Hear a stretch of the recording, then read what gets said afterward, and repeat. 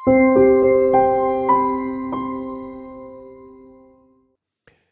Ibu, senang sekali berjumpa kembali dengan Bapak Ibu melalui kanal YouTube Akela Trading System ini. Ya, Bapak Ibu, video kali ini adalah bagian kedua dari seri modal trading nyantai profit dahsyat.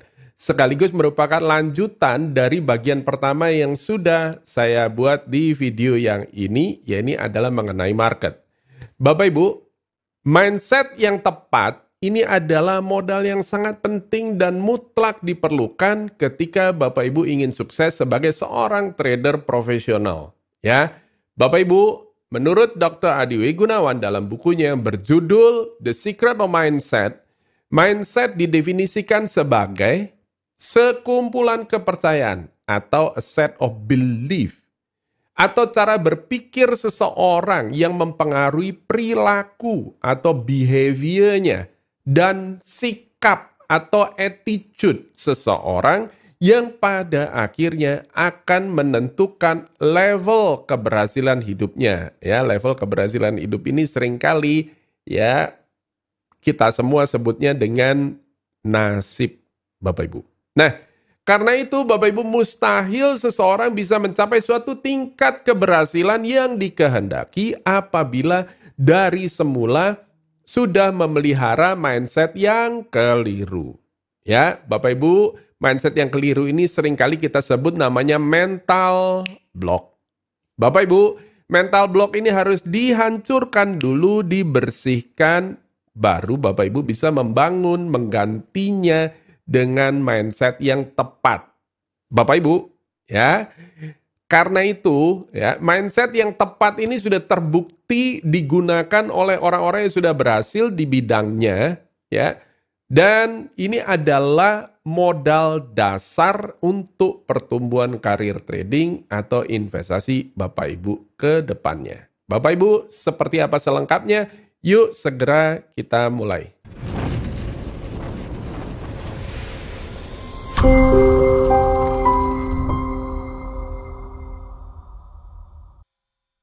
Nah, Bapak Ibu, pada video yang lalu kita sudah bahas tentang market ya, Bapak Ibu, dan ada dua ya, non-leverage market dan leverage market.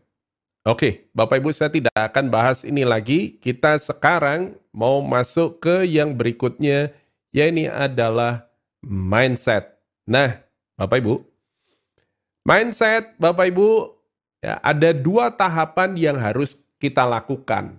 Ya, Bapak Ibu, nomor satu, ya, Bapak Ibu, ada banyak orang yang saya temui problemnya ada di sini. Ya, ini adalah mental block. Bapak Ibu, mental block ini harus dihancurkan dulu, hilangkan dulu. Saya akan coba kasih Bapak Ibu belief system baru.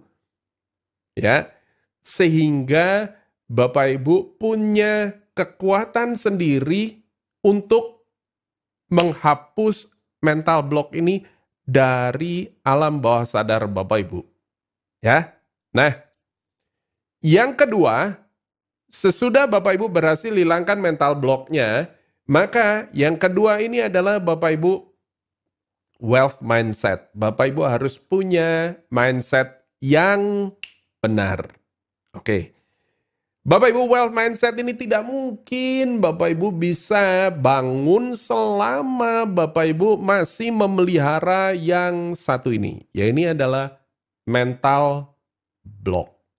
Oke, Bapak Ibu. Nah, saya akan mencoba Bapak Ibu untuk memberikan Bapak Ibu reasoning, pemahaman baru. Ya, Bapak Ibu, kalau Bapak Ibu masih merasa kurang, ya, sehubungan dengan menghapus mental block ini dari alam bawah sadar Bapak Ibu bisa minta bantuan ke lembaga yang profesional khusus menangani masalah ini.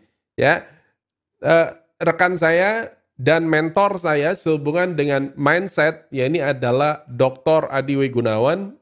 Ini adalah specialized, ya betul-betul pakar sehubungan tentang yang satu ini. Ya, nah, tapi Bapak Ibu, ya, saya akan coba kasih Bapak Ibu reasoning dulu, ya. Nah, mental block, ya, supaya Bapak Ibu kenal dulu problemnya adalah apa, oke? Dan please jangan disepelekan, Bapak Ibu, ya.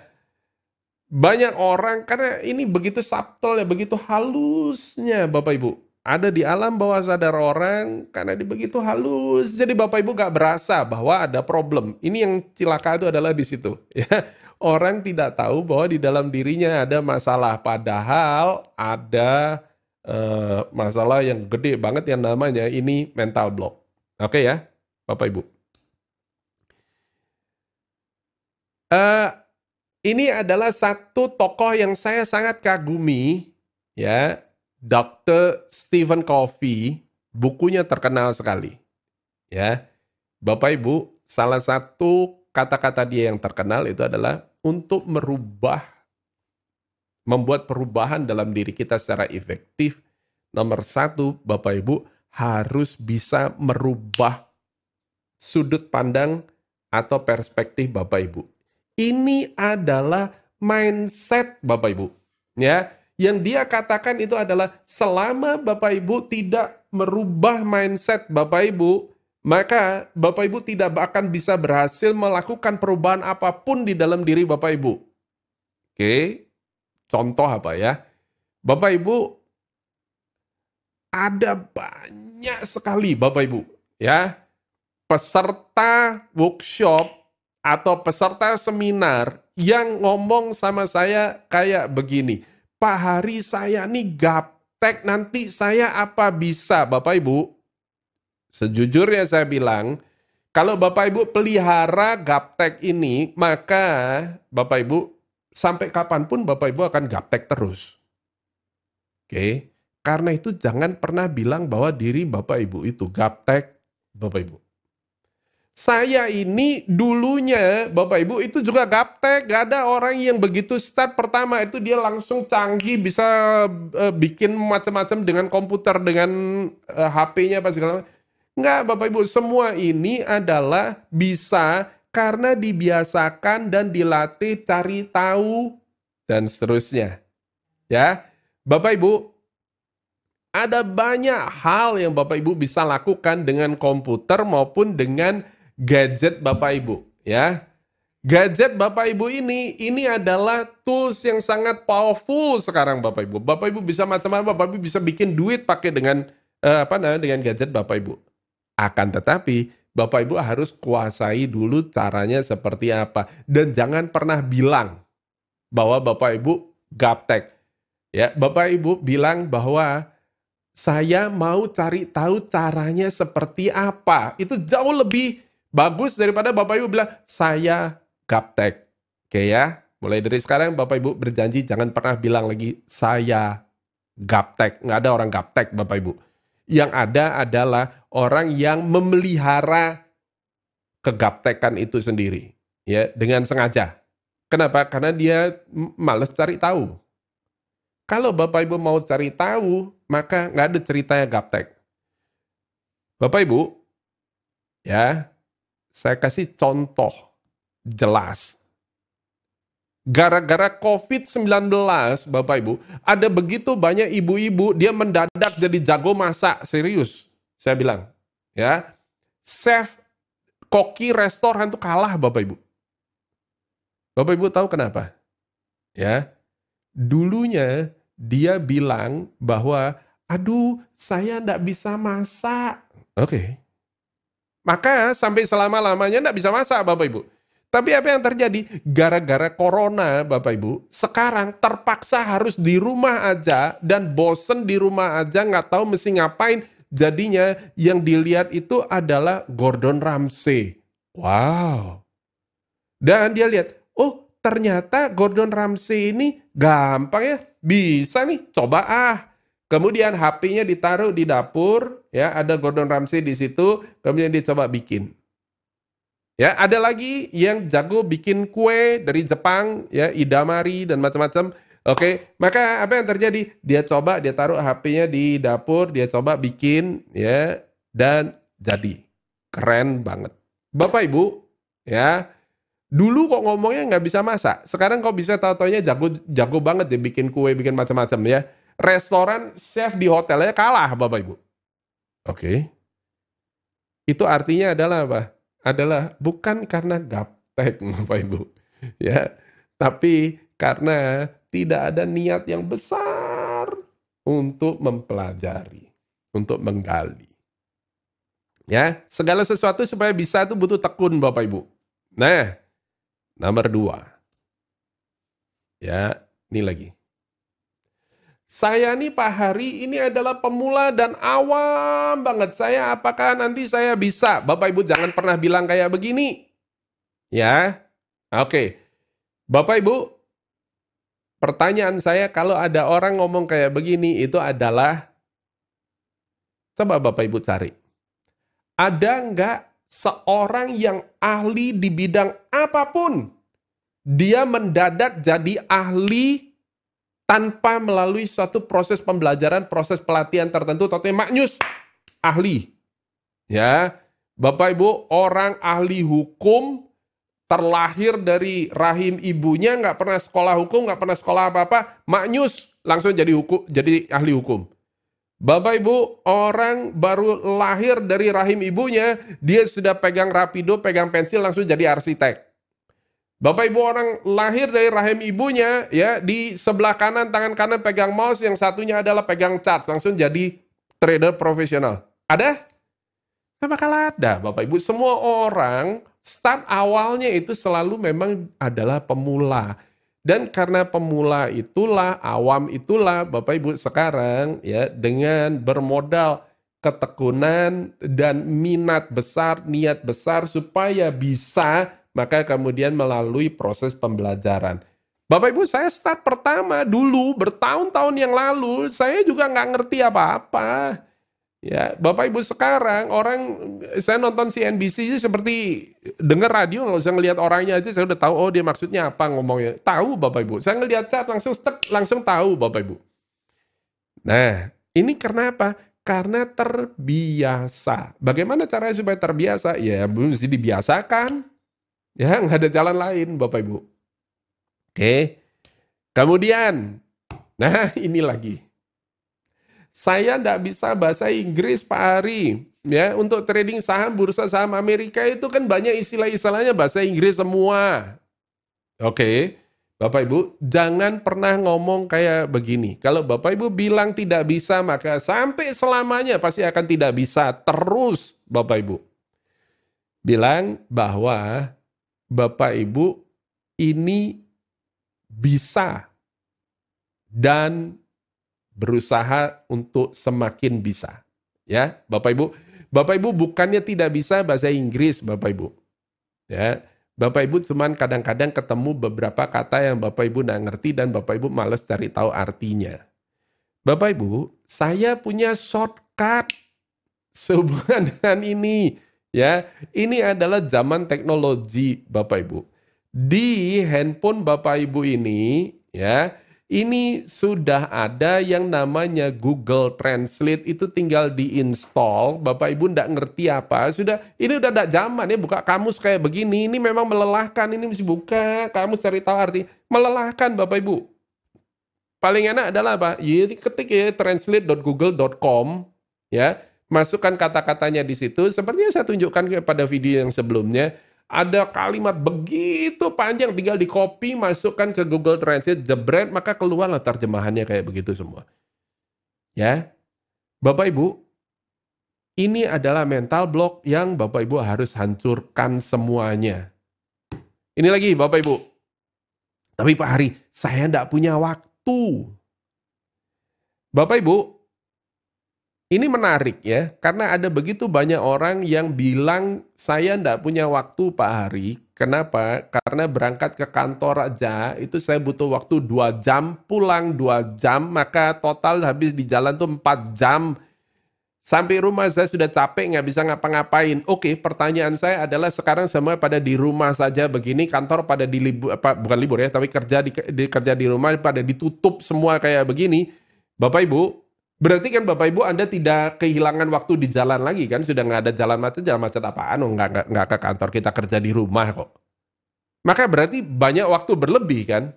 Tapi Bapak Ibu perhatikan, kebanyakan yang orang lakukan, ada di video saya yang ini ya Bapak Ibu, itu kebanyakan yang orang lakukan adalah apa? Adalah waktu, anugerah Tuhan yang sangat luar biasa. Kalau waktu ini sudah lewat, maka dia nggak akan pernah kembali lagi Bapak Ibu. Apa yang dia lakukan? Dia malah buang-buang waktunya dengan percuma. Dibuat apa? Main game, buat nonton drama Korea, buat nonton serial TV dan seterusnya. Boleh, bukan nggak boleh, Bapak Ibu. Akan tetapi, Bapak Ibu mesti bikin skala prioritas. Lagi-lagi ini adalah ilmunya Dr. Stephen Covey.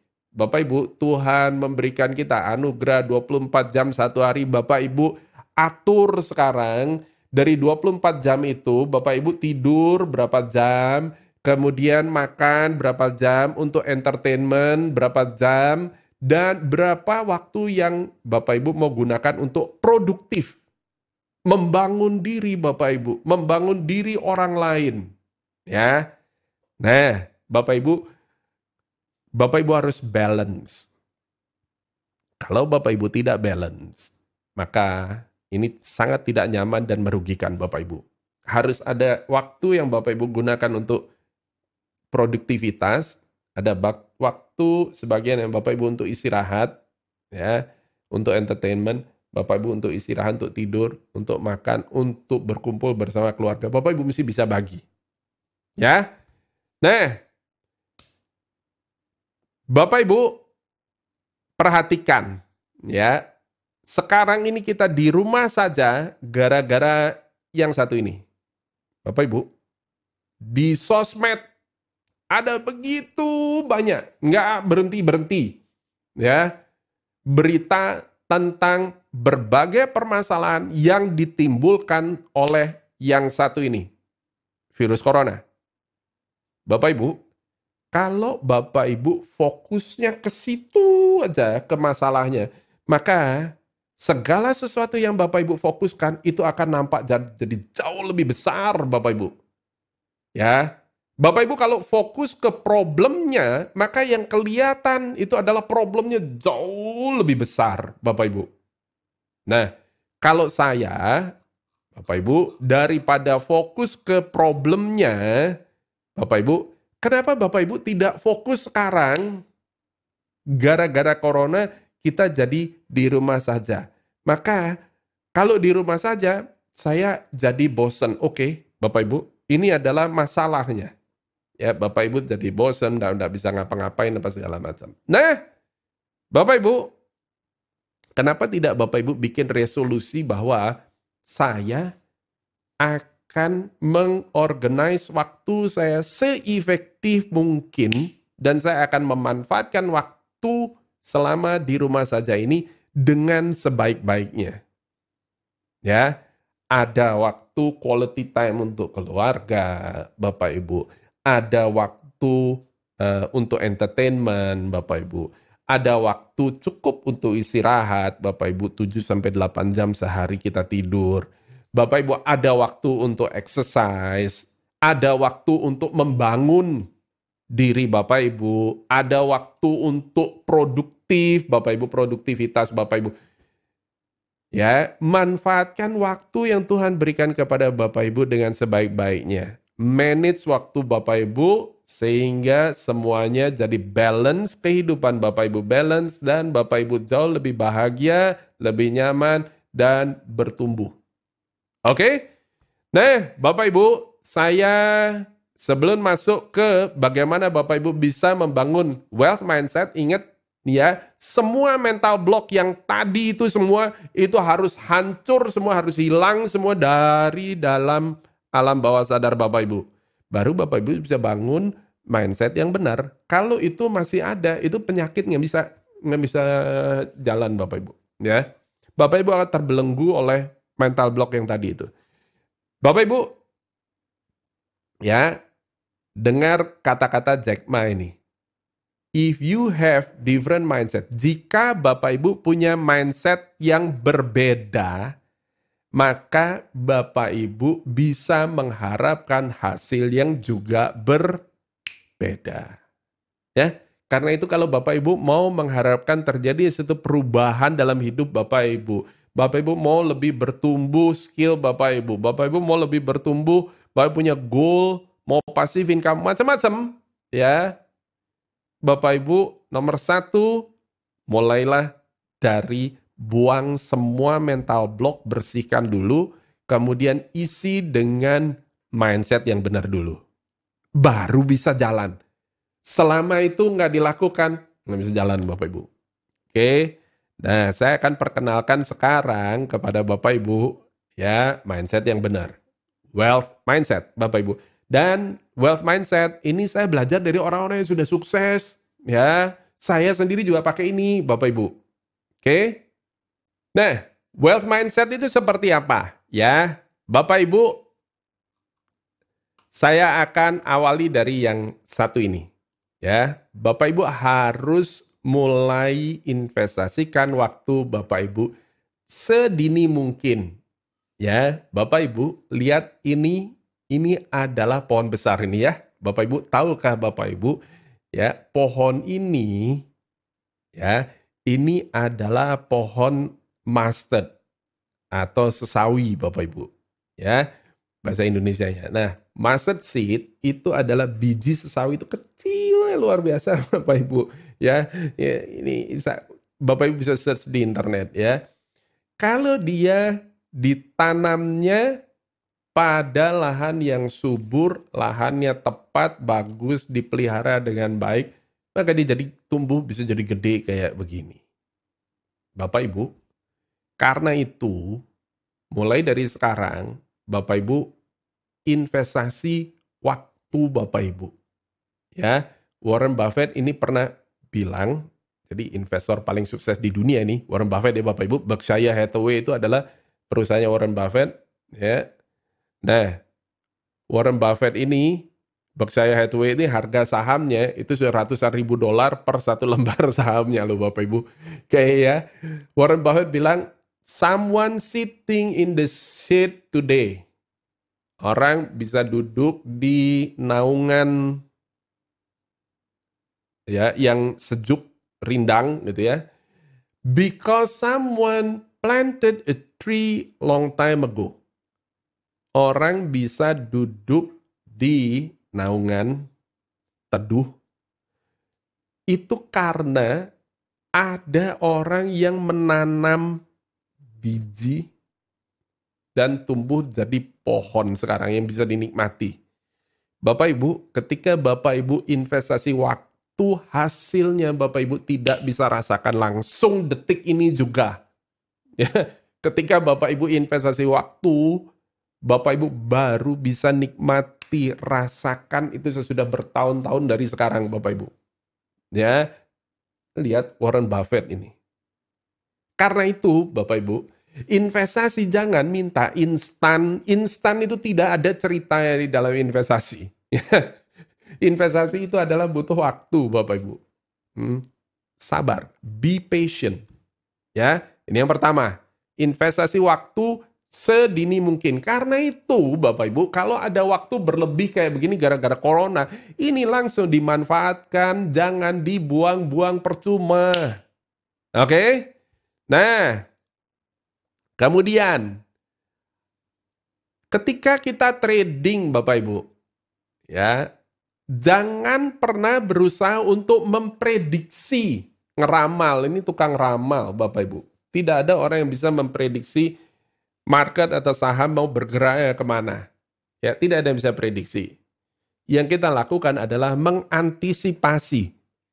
Apa bedanya, Bapak Ibu, antisipasi dengan prediksi? Nah, Bapak Ibu perhatikan baik-baik ya.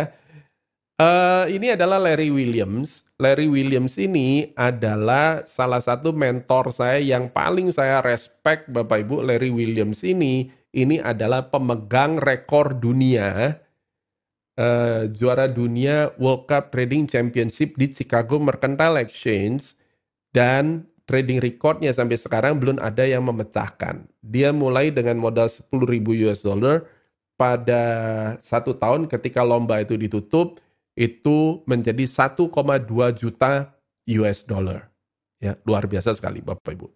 Nah,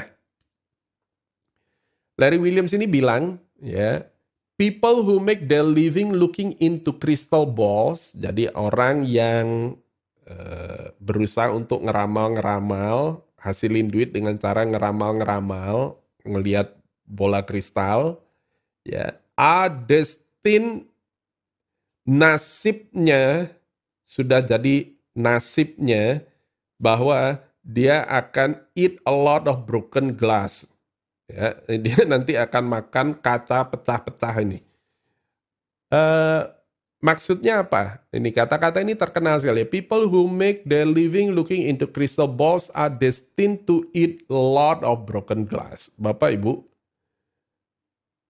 kalau Bapak Ibu trading ngandelin ramalan-ramalan, ya, maka ketika Bapak Ibu ngalami kerugian, itu ruginya gede banget dan Bapak Ibu tidak ada risk managementnya di situ karena ngandalinnya ramalan. Bapak Ibu, professional trader itu tidak ngandalin ramalan Bapak Ibu. Ya. Yang kita lakukan adalah kita melihat probabilitas potensi pasar bergerak ke arah tertentu ini lebih besar dibandingkan dengan sebaliknya. Nah, karena itu kita mengantisipasi hal tersebut dengan trading kita. Dan ini bedanya, kalau antisipasi berarti kita juga sudah menjaga apabila ternyata antisipasi ini gagal atau keliru, maka saya tidak mau risikonya lebih dari yang sudah kita tentukan dari awal. Jadi beda ya Bapak Ibu. Kalau ngandalin ramalan, maka itu tidak ada risk management. Ya, karena cuma tanya, dia mau naik atau mau turun nih gitu. Oh naik, oke saya beli deh. Kalau turun nggak tahu mesti apa-apa, mesti ngapain nggak tahu gitu. Itu paling bahaya itu adalah kayak begitu Bapak Ibu. Oke, jangan 100% cuman ngandalin ramalan. Bapak Ibu, kita mengantisipasi dan memanage risiko pada saat yang bersamaan. Ya, kalau antisipasi itu artinya pasti sudah ada risk manajemennya di situ. Itu bedanya. Nah, kemudian ya sejalan dengan mengantisipasi dan bukan memprediksi, Bapak Ibu perhatikan ya, berikutnya segala keputusan trading baik buy, sell, take profit dan seterusnya ini didasarkan atas sinyal trading dari sebuah sistem yang sudah teruji sebelumnya. Oke, Bapak Ibu ada satu orang namanya Jim Simons ini orangnya. Dan Jim Simons ini, Bapak Ibu, ini bukan ahli keuangan, dia juga bukan ekonom, ahli ekonomi, dia bukan akuntan atau finance expert, tapi Jim Simons ini adalah profesor dosen matematika, Bapak Ibu. Ya, yang dia lakukan itu adalah apa, Bapak Ibu? We search through historical data, looking for anomalous patterns that we would not expect to occur at random. Artinya apa? Kita melakukan riset terhadap data historical, data masa lampau ya Bapak Ibu, dan mencari pola anomali yang terjadinya tidak random. Ada polanya berarti dia tidak random. Bapak Ibu, dalam suatu sekumpulan data yang random, Bapak Ibu, itu tidak mungkin terjadi 100% random. Karena itu muncullah yang namanya dalam statistik kita kenal nama istilahnya adalah kurva distribusi normal. Nah, karena itu Bapak Ibu, ya, pergerakan harga saham ini seringkali ada pola-pola tertentu yang mendahului pasar bergerak ke arah tertentu. Dan saya bisa buktikan ini, ya, ada banyak sekali, ya, Bapak Ibu. Nah, karena itu, ya, sinyalnya itu diambil dari anomalous pattern ini, ya. Analogi sederhananya itu adalah kayak begini loh.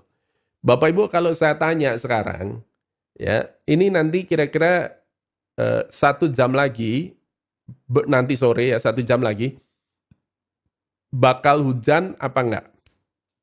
Bapak Ibu akan jawab, wah nggak tahu Pak Hari.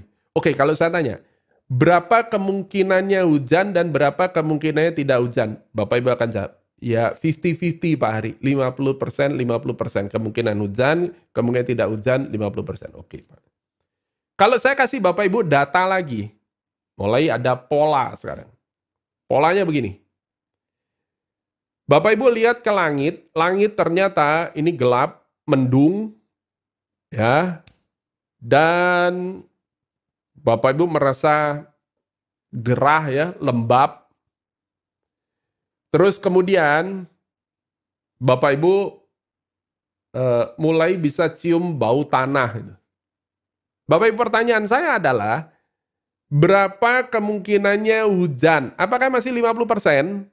Bapak Ibu pasti jawab, oh enggak, kalau kayak begini Pak Hari, ini udah beda. Kenapa? Karena ya sudah ada awan mendungnya ini. Kalau sudah ada awan mendungnya berarti kemungkinan hujannya jauh lebih gede. Ya, berapa persen?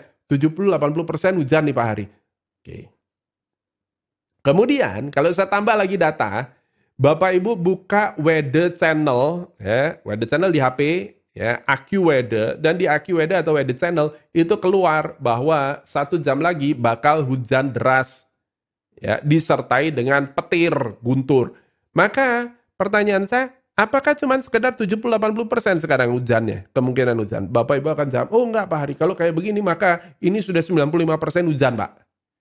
Oke, pertanyaan saya adalah, kenapa kok enggak 100%? Ya, karena belum kejadian Bapak Ibu. Kemungkinan atau probability 100% itu adalah ketika sudah kejadian, maka itu baru namanya 1%. Selama belum kejadian, maka probability-nya belum 1%. Ya, Bapak Ibu, ini prinsip matematis ini Bapak, penting banget, ya. Dan berarti walaupun sudah ada weather channel kayak begitu, tingkat probability-nya adalah 95%. Pertanyaannya adalah, masih ada kemungkinan 5% bahwa ini tidak terjadi loh, hujannya nggak jadi. Bapak Ibu, jangan pernah bilang bahwa AccuWeather itu 100% tepat. Enggak loh Bapak Ibu. Ya, dia kadang-kadang ada errornya itu, nggak kejadian itu. Ya, karena itu tidak 100% tepat. Ya, tidak 100% terjadi seperti itu. Oke. Pertanyaannya, kalau kita kembali ke bicara pasar modal, berarti Bapak Ibu, anomalous pattern ketika kita ketemu secara statistik, kita bisa hitung probability of winning kita itu adalah 60%, 70%. Itu sudah bagus banget itu sebetulnya. Ya, maka ada kemungkinan gagalnya adalah 30 sekian persen. Pertanyaan saya, apa yang kita lakukan terhadap kemungkinan gagal ini, Bapak Ibu? Ya, itu ada di mindset berikutnya. Ya, ini adalah kontrol risiko Bapak Ibu terlebih dahulu, maka niscaya profit akan mendatangi Bapak Ibu. Kalau Bapak Ibu masuk bursa saham, Bapak Ibu mulai memutuskan mau trading, Bapak Ibu jangan cari profit, tapi bikin layakkan diri Bapak Ibu supaya profitnya yang mendatangi Bapak Ibu. Caranya bagaimana? Caranya adalah ketika start mulai, jangan dilihat profitnya berapa, ya. Bapak Ibu lihat risknya dan manage risknya dulu. Ketika Bapak Ibu bisa manage risknya dengan baik, maka nanti niscaya profitnya yang akan datengin Bapak Ibu. Oke. Dan itu dengan jelas banget ditunjukkan oleh ya beliau ini. Salah satu trader paling top di dunia, George Soros. It's not a matter whether you are right or wrong, but how much money you make when you're right and how much you lose when you're wrong. Bapak Ibu, bukan masalah Bapak Ibu, sistem Bapak Ibu itu benar atau keliru, trading sinyalnya benar atau keliru, itu nggak masalah Bapak Ibu. Yang penting adalah ketika benar Bapak Ibu dapat profitnya berapa, ketika keliru ya false signal loss-nya berapa. Ya, Bapak Ibu, ini adalah kata-kata George Soros yang artinya adalah Bapak Ibu harus menempatkan risk management di atas winning probability Bapak Ibu. Ya, mana lebih penting? Ya, winning probability-nya, ya, kemungkinan profitnya atau risk reward ratio, risk management. Bapak Ibu, kalau Bapak Ibu pakai mindset yang sudah proven sukses, George Soros, one of the best traders in the world, Bapak Ibu, ya, maka risk reward ratio ini harus Bapak Ibu perhatikan posisinya itu lebih prioritas dibandingkan dengan winning probability. Bapak Ibu, saya kasih PR bagi Bapak Ibu. Ya. Ada satu sistem, ya. Sistem ini bagus banget Bapak Ibu, ya, dari 10 kali trading, ya, 6 kali profit, 4 kali loss. Jadi dia lebih sering profit daripada loss Bapak Ibu. Oke. Winning probability-nya berarti 60% ya. Ingat ya, 10 kali trading, 6 kali profit, loss-nya cuma 4 kali. Ya, winning probability-nya berarti 60%. Bapak Ibu, sistem yang, anggap ini sistem A. Sistem B itu adalah kebalikannya. Ya, ini adalah dari 10 kali transaksi, Bapak Ibu, ya, hanya 4 kali yang profit, yang loss-nya 6 kali Bapak Ibu. Berarti dengan kata lain, ini sistem ini jauh lebih sering loss daripada yang pertama, yang sistem A sama sistem B. Yang sistem B ini adalah lebih sering loss daripada profit. Oke. Nah, akan tetapi Bapak Ibu, sistem A kalau untung setiap kali transaksi untungnya cuma dapat 1. Kalau loss dia loss 2. Oke.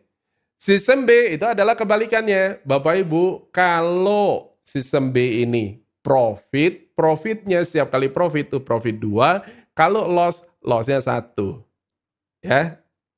Perhatikan baik-baik Bapak Ibu, ya, saya ada tulis nih di atas ini ya, di sini ya, di atas ini, di layar ini. Bapak Ibu, sistem A, ya, ini saya ulangi lagi. Sistem A ini itu adalah kalau profitnya